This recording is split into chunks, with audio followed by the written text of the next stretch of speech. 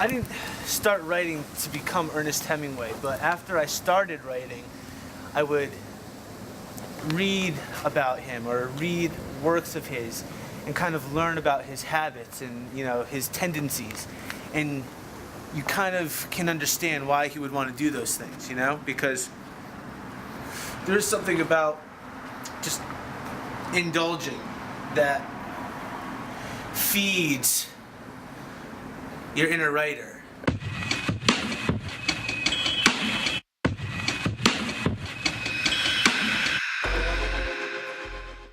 The book is called I'm Going to Costa Rica to Kill Myself, Part 1.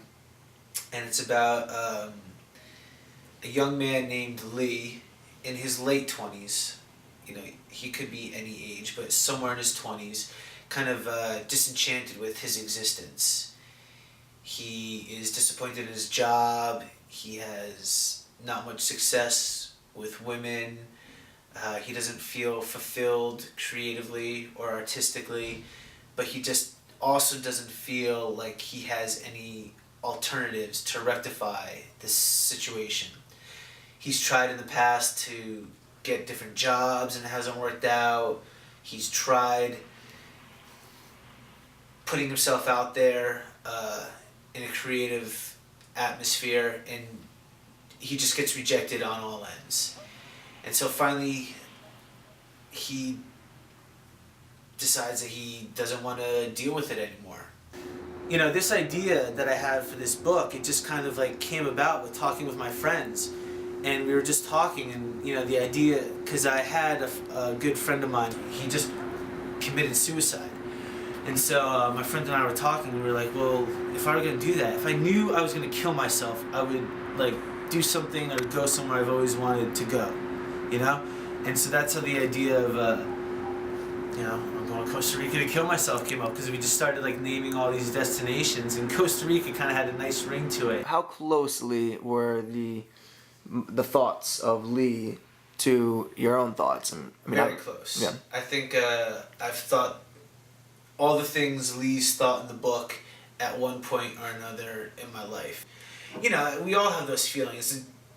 The trick is to not really get weighed down by them. You know, you're going to have those low points in your life, in those dark days. But so I just kind of tried to channel that into this character with Lee. If you got to go through those hardships to really appreciate the good when it comes along.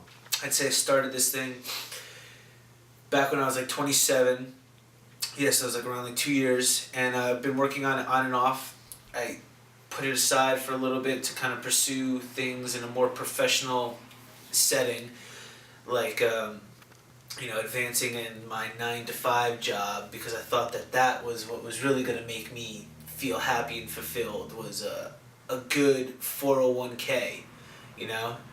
So I tried to get wrapped up in that whole rat race, but it just really wasn't for me.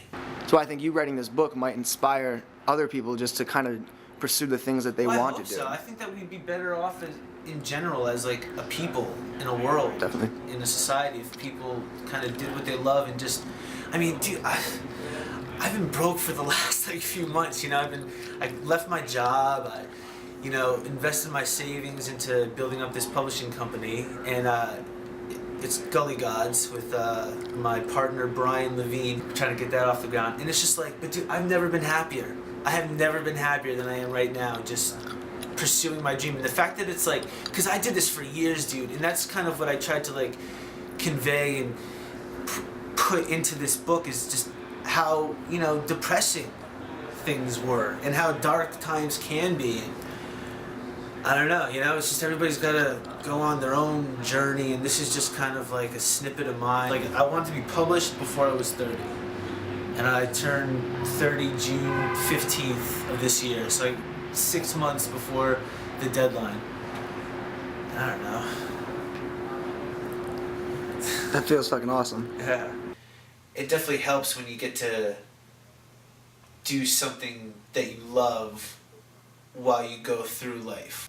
Like, you know, there's always that fear that you're gonna, you know, you're putting yourself out there, and you're putting yourself out there to make your failure that much more public.